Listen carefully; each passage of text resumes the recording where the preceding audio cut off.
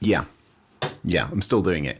I'm way further along than I was like 2 weeks ago, but man, this thing is taking a long time. And to be honest, I think I'm stretching the definition of minis in Midwinter Minis at the moment. But given this thing is only half built and it's been like 2 weeks since my first proper video, I'm going to make a really quick one today about something that just arrived in the post. And I've got a feeling you can guess what it is. And I know what you're thinking, Guy, what the hell have you done with your beard? I'm doing it for charity. I'm doing it for Movember. I'm shaving silly moustaches into my beard every week until the end of the month. If you want to donate, there's a link down in the description, but I'm also donating 100% of my earnings on Cameo this month to Movember as well, but I'll talk about that later on in the video. Yeah, I need to tidy all of this up first though.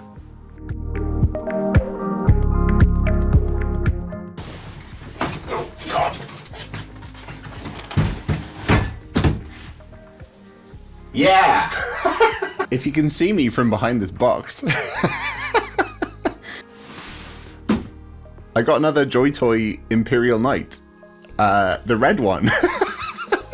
Before you go calling me crazy and saying I'm wasting money on stupid frivolous things, I kind of am, but I also have a plan on how to make something absolutely incredible, because now I have 2 of these and I'm going to tell you all about it. Hold on, let's just get it out of the box.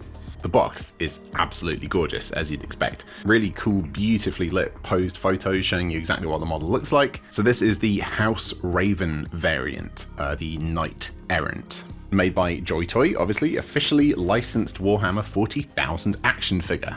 What does it say here? Oh, I thought it was cool text. No, it's just legal disclaimers. Okay, let's get it opened. I actually have to put the desk down to actually get into this thing, because it's a big box. Oh yeah. Move that out of the way so I don't spill it everywhere. I'm not going to bore you to death with the actual unboxing of this thing, because it's going to be basically exactly the same as it was before. And if you've seen the previous unboxing video that I did when my mum was helping me unbox it, weirdly, you'll know exactly what we've got inside. But what I'm going to do is I'm going to unpack it and build it, and then we're going to compare it to the one I already have. Farewell. Ah, would you look at that? That is gorgeous. Do-do-do. Cool. Well, that's new. What's that come off? Oh no, not again. That's the pilot action figure. Different pilot. Let's have a closer look in a second. Instruction booklet. Just for the batteries, really. Up we come. Oh God. Come on, one-handed. I can do this. Get your thumb in. That's right. You can do it. There we go. Farewell. Legs. Up we come. Oh yes. Oh, this one's falling apart a little bit more than the other one. And you. A new gun. Same chainsword. Different paint job. Some proof here. There is nothing left in the box. I haven't seen an equivalent of that little round skull emblem thing that was on the other one that I couldn't place. Okay, let's get you out the way. Bon voyage. Right. Yes. Right. And you go.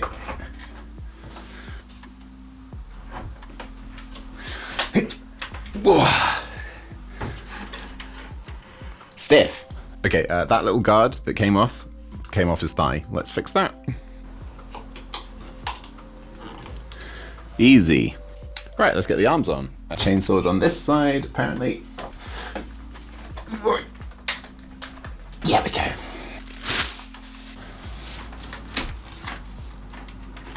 Oh, that was tight. Cool. Oh, yes. Oh, yes. Where has this piece come from? Ah, looks like one of those. Is that missing? No. Aha! You. Let's attach you to the table. Technologia.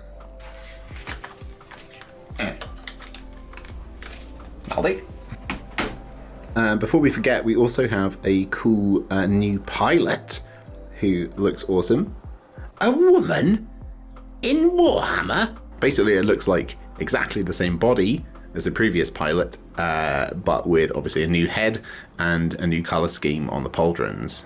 And also exactly the same spare hands and alternate head. So we'll do some cool side-by-sides in a second, but let's just do some nice glamour shots of the model itself, because it is exceptionally impressive. Really cool looking thing.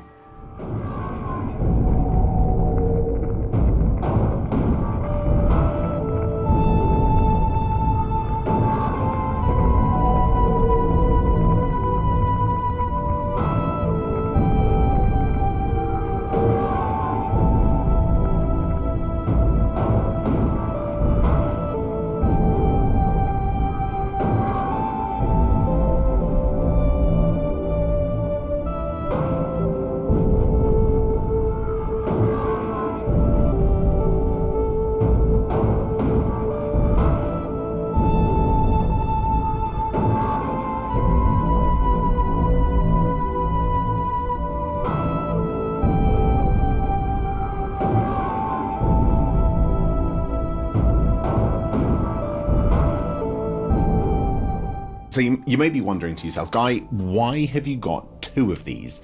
This is a terrible financial decision. And you might be right.